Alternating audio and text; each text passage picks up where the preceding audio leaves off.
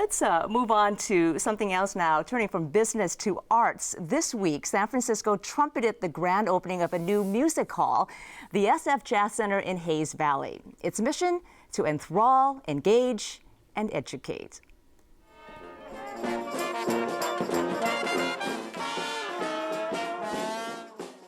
On Monday, thousands of jazz lovers turned out to christen San Francisco's newest arts institution. Welcome to the SFJAZZ Center.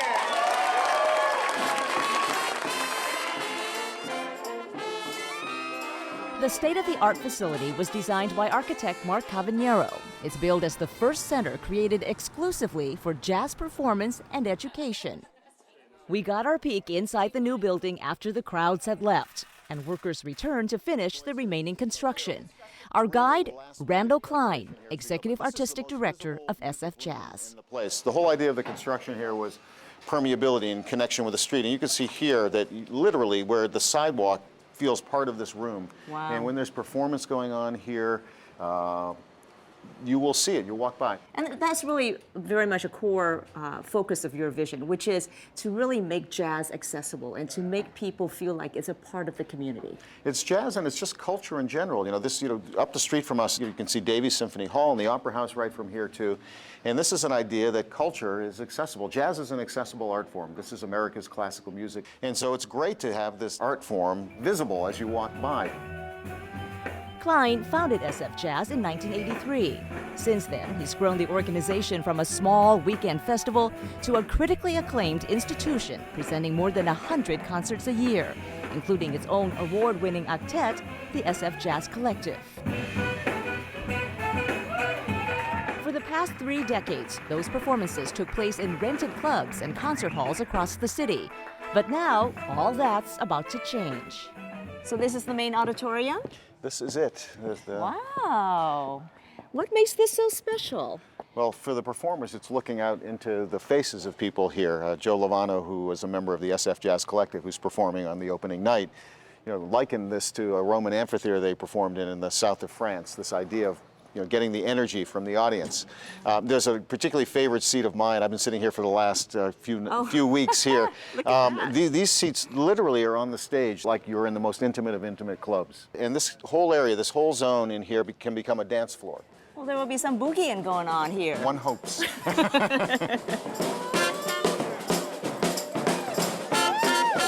This city was once dubbed the Harlem of the West. A rich history of jazz and blues in the 40s and 50s. Do you see this venue continuing that tradition or really building upon it and making it something else in the future? This city has had a great jazz history from the Barbary Coast to today. Jelly Roll Morton, the man who claimed to invent jazz, lived on Market Street for a little while. There was a great Dixieland revival here, Earthquake Magoons, all the great clubs, the Black Hawk, Jimbo's Bop City, the Keystone Corner more recently. So there is a history here, and without that deep heritage, that deep cultural heritage, we could never have been here.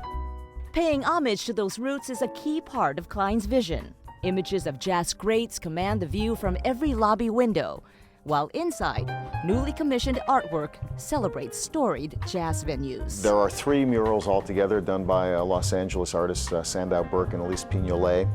And they're meant to be almost, like the great WPA murals of Diego Rivera's time. The one directly behind me is History of Jazz in San Francisco, and beautiful allusions to a lot of San Francisco culture.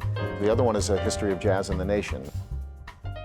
SFJAZZ has always been about great performances, but you've also been very good about jazz education. Well, we do a few different things education-wise, from middle school students up through adults. And in middle school, we have an innovative program called Jazz in the Middle, where we go into San Francisco public middle schools.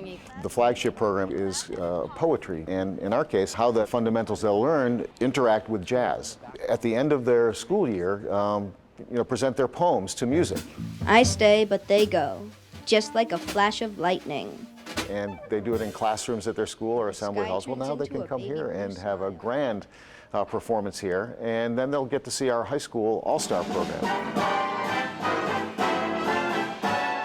You listen to these kids play, and I cannot tell you how exciting it has been to hear professional level music. we've been presenting for 30 years, and we've had all these artists on other stages around here. We don't have the legacy of infusing our stage with that. So I thought, let's try to do that in our first 2 weeks. Get as many of these performers, and many of whom have important ties to us or have had ties with us over the years, to perform on the stage. So it's a cavalcade of the greatest stars in jazz. Just a wonderful way to kick this building off. I love this art form, and the idea that having the privilege of being able to present it in its best possible light has always been the pursuit of SF Jazz. So coming here, it's a little fairy tale-ish, a little dreamlike.